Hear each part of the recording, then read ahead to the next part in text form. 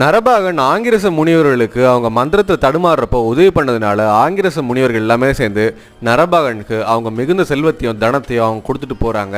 அந்த சமயத்தில் நரபாகன் அந்த செல்வங்களை எடுத்துகிட்டு வரப்போ ருத்ரரங்க வராரு. அவர் சொல்கிறாரு, யாகத்தில் மிகுந்த பொருட்கள் எல்லாமே எனக்கு தான் சொந்தங்கிறாங்க. இது தெளிவுபடுத்துறதுக்காக நரபாகன் அவங்க தந்தையை கிட்ட கேட்கறதுக்காக போகிறாங்க.